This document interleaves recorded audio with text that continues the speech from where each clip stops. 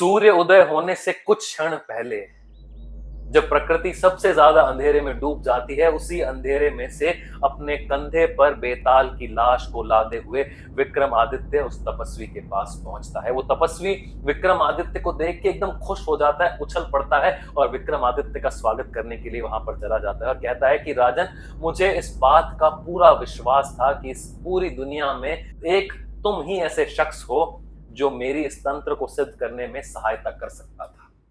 मैं तुमसे बहुत प्रसन्न हूं राजन, लाओ और इस लाश को यहां पर रख दो। विक्रमादित्य अपने कंधे से बेताल की लाश उठाकर जमीन पर रख देता है। वो तपस्वी हवन कुंड के पास बैठकर फिर से मंत्र उच्चारण करने लगता है। विक्रमादित्य वहां खड़ा उस तपस्वी को देख रहा है। तपस्वी कुछ देर बाद अपनी आंखें खोलता है और कहता है कि राजन, तुमने इतना बड़ा कार्य सिद्ध किया है, मैं अब बेताल की लाश को हवन कुंड में रखने जा रहा हूं। उससे पहले राजन, तुम झुक के इसको नमन करो, इसको प्रणाम करो। जैसे ही तपस्वी ये बात बोलता है, विक्रमादित्य को बेताल की वो बात याद आ जाती है कि उसने कहा था, राजन तुम अपना सर मत झुकाना। अब विक्रमादित्य क्या करेगा? क्या वो तपस्वी की बात मान के अपना सर झुका देगा या वो बेताल की बात मानेगा? क्या ये बेताल की कोई दूसरी चाल तो नहीं है? वो उस चाल में सफल नहीं हुआ तो क्या इस चाल से वो विक्रमादित्य का बुरा तो नहीं करना चाहता? ये तपस्वी क्या कोई बुरा आदमी तो नहीं है? क्या बेताल अच्छा आदमी तो नहीं था? विक्रमादित्य के मन में द्वंद्व है, सवाल है, ऐसे सवाल जिनका जवाब बुद्ध होके प्राप्त हो सकता है, वर्तमान में रह के प्राप्त हो सकता है। विक्रमादित्य कहता है कि तपस्वी महाराज, मैं तो एक राजा हूं, मैंने आज तक अपना सर किसी के आगे झुकाया नहीं है, मुझे अपना सर झुकाना आता ही नहीं है। आप अगर मुझे सर झुकाकर एक बार दिखाएं तो मैं शायद वो कर सकूंगा।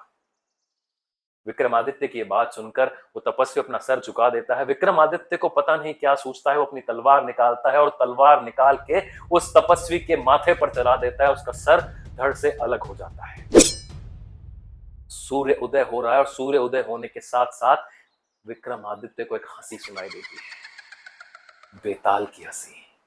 बेताल फिर से उस तपस्वी के शरीर के अंदर से प्रकट होता है और कहता है कि राजन, तुमने मेरी बात मान ली, राजन तुमने मेरी बात का विश्वास कर लिया, राजन मैं तुमसे बहुत खुश हुआ हूं।